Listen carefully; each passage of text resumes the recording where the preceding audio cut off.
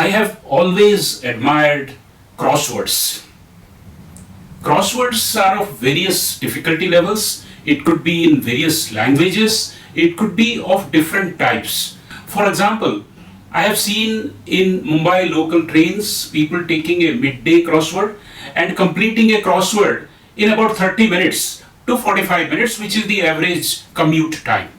I have also seen people taking very difficult and complex scripting and spending the whole afternoon or the whole morning.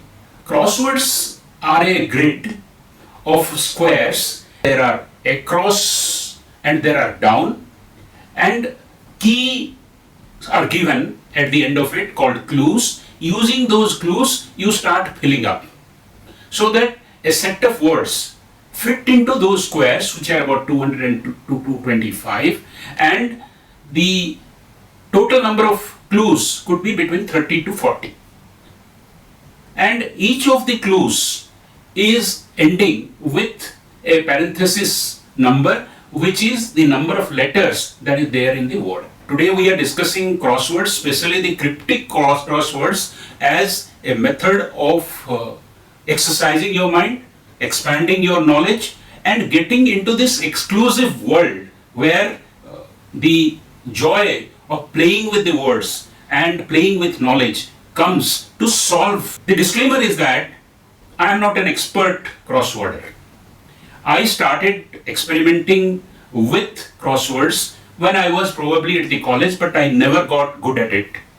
And once I got posted in the US, I found that there are crossworder clubs and there are crossword groups, and people are enjoying this as a formal way of learning crossword as a mental game.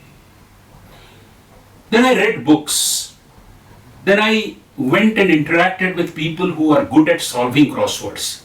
And I collected a set of tools. Part of it I am going to discuss today in today's episode of MAPA Transform. But still, I am not good at it. So you may ask the question, if I am not good at it, even after knowing all the formal tricks and even after trying for so many years, why am I recommending this?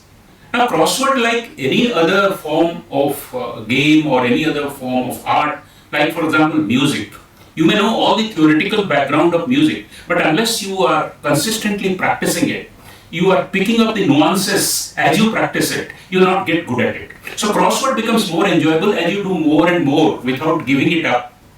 Then where to start solving the cryptic crosswords? Like if you are starting to climb a hill, first you find a foothold to get over to the first step and gain confidence that yes, you can climb the hill. So cryptic crossword world, if you want to get into and start enjoying, first get into the easy clues. Today's episode, we will discuss 6 or 7 types of clues. The easiest type of clue is known as the anagrams. Now anagrams are jumbled words. In any clue in a crossword, the clue will be like a sentence, but the clue will be having 3 parts. The first part giving a hint that what type of clue it is. Second, the word itself, which you will have to play with using the hint that what type of clue it is. And third part is a definition. So definition, the word itself, and what type of clue. Anagrams are typically given cluttered, thrown around, mixed up. If you find these kind of words wandering around, scattered, this is a clue that this is an anagram. And you will have to look for the middle word or the word that is around and use the definition to find out the word that will fit using the number of letters. Let's take an example of an anagram kind of a clue. The clue is surprisingly large cinema. Surprisingly gives a hint that this is an anagram because it has been jumbled around, surprisingly, or it is thrown around. Now, which is the word? Cinema is probably definition, large is probably a word which has been put into an anagram. Now, if you play around with large, you come to a word called Regal. Regal is a cinema hall name which is there everywhere. It is there in London, it is there in New York, it is there in Mumbai, it is there in Delhi, it is there in Kolkata, it is there in Chennai. Regal from surprisingly large cinema. The second clue, which is also considered very easy, is called hidden.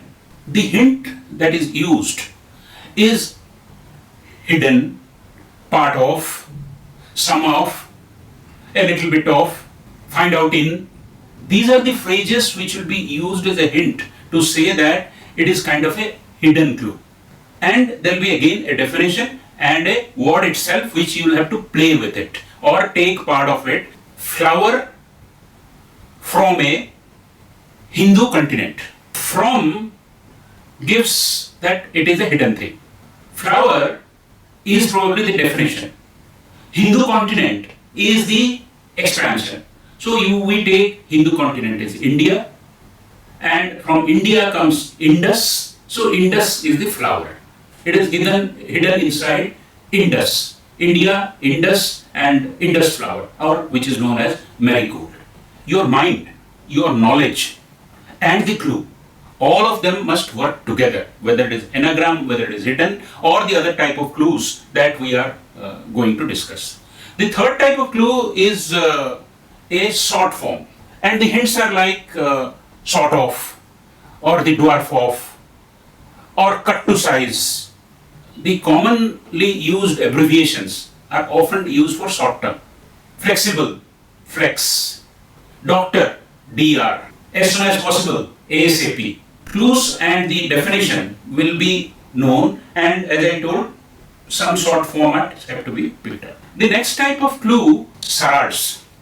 We know the game dumb charades, in which one particular word is there and you started acting out without speaking about it. Charades are not particularly indicated by any kind of hint towards the clue. So if there is total absence of clue, then it is probably a charade, or it is a synonym, or you'll have to apply your intelligence to get into that. For example, married to an Indian sir. Now, married gives an impression that probably there is a gender reversal of a word that is there inside the clue. You will have to take Indian and sir to find out the word sahib, and since the clue has given that it is a 8-letter word, so you arrive at the word Mem Sahib. So from the word married to an Indian sir, you come to the word Mem Sahib. So this is a charade. Most of the simple crossword puzzles are nothing but charades.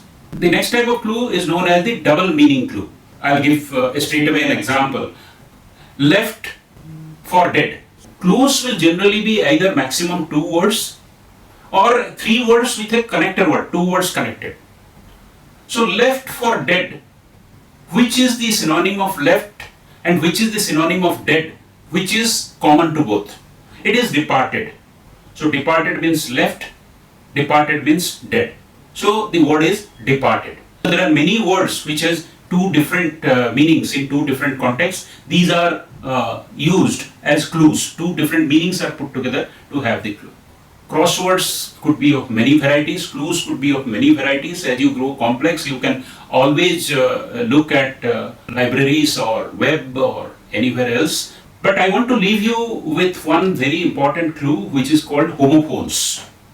That means similar sounding words. Let us take 2 words, birth and birth, break and break. Let us take one example. Listen to the noise. So noise gives a clue that this is a homophone. So homophone will have noise, sound, told. Listen to the noise of the cattle.